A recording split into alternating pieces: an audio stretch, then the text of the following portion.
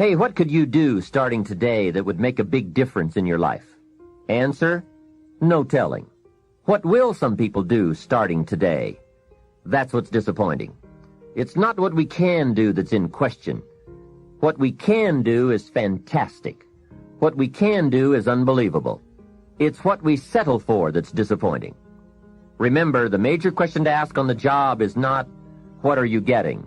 The major question to ask is, what are you becoming? What we become is what leads to all the good things. And the habits we form, habits of mind, attitude, and behavior, are a dominant part of what we are becoming. Now, I understand as well as anyone that forming new habits doesn't come easy. But new habits will come when we change.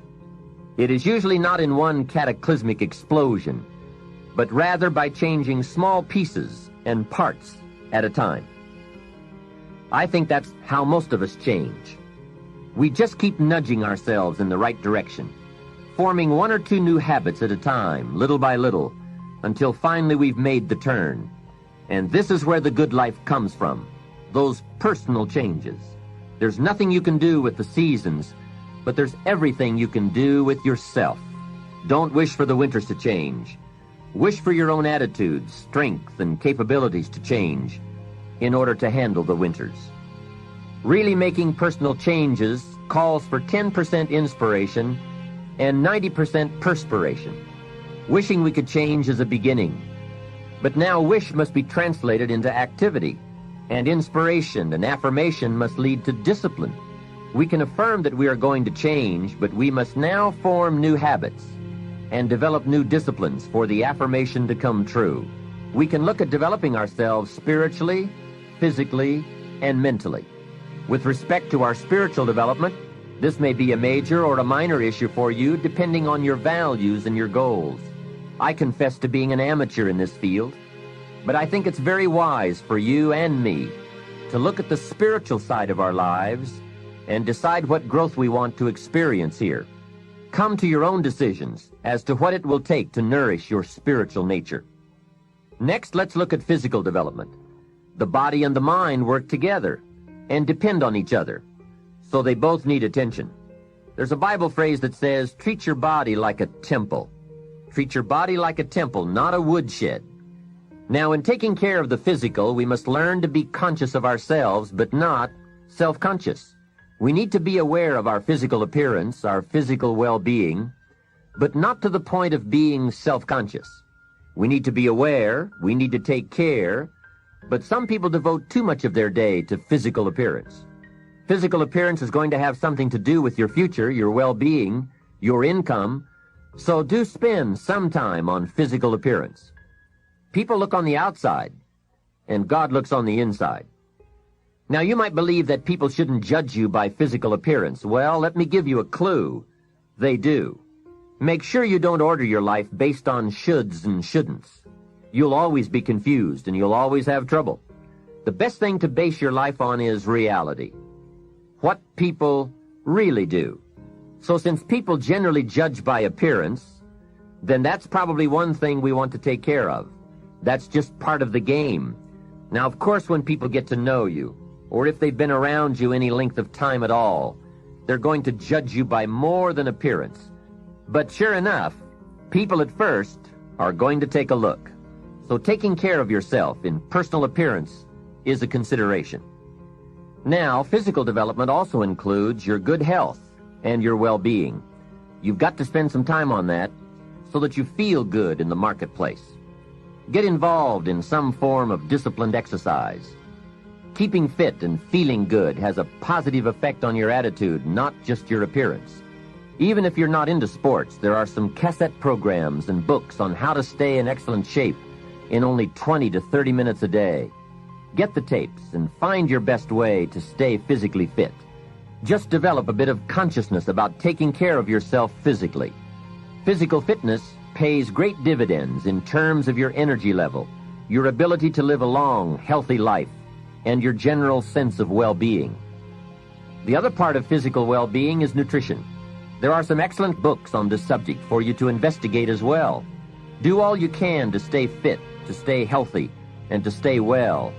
because physical health and fitness affect how you feel about yourself and how you perform in the marketplace. When you feel good about yourself, other people will feel good about you too. Appearance, vigor, vitality, and well-being have a lot to do with how your life works out. That's the physical side. Now, the mental exercise and nourishment are just as important as physical and spiritual exercise and nourishment. You want to make sure that the acceleration of your mental health, mental well-being, and mental capacity keeps up with your physical capacity.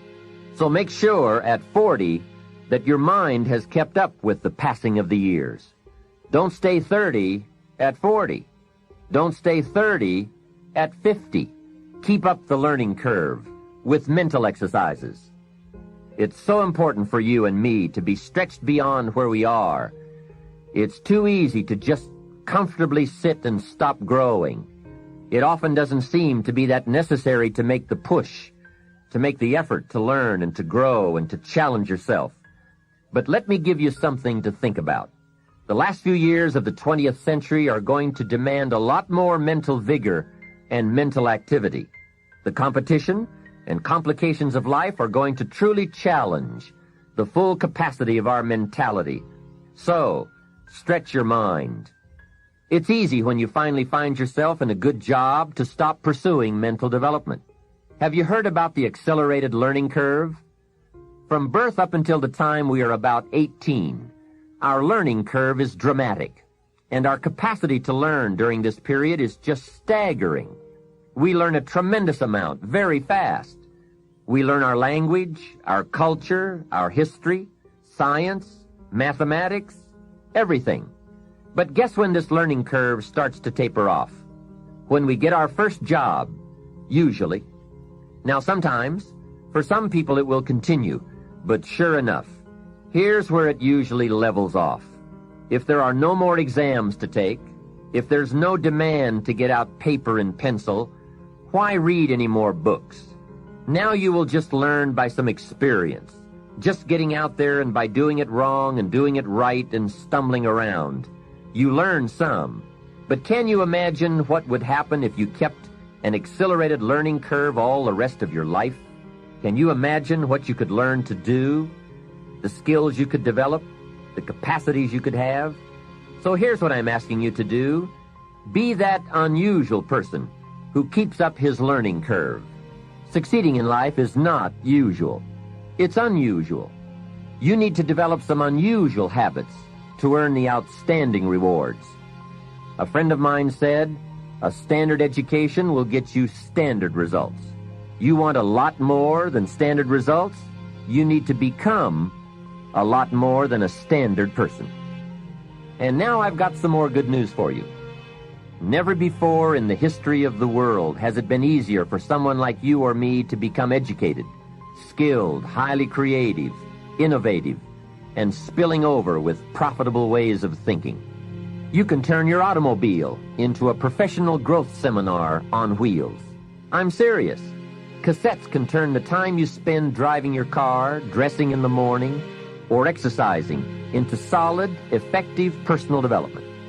While your friends are vegetating on the way to work, listening to the radio that doesn't help them one bit to do a better job, you're picking up new negotiating skills, better sales techniques, or a new creative way to solve problems. Become a student of good ideas, wherever they can be found. Start with all the things you can do to make your life better and make you feel better about yourself. Make a list. Life will give you some pretty big challenges if you can handle the small ones. But unless you practice on the small ones and master those, you don't have a chance for the major ones. A man strides out of his house to go straighten out the corporation, and he has not yet straightened out his garage. Who's kidding who?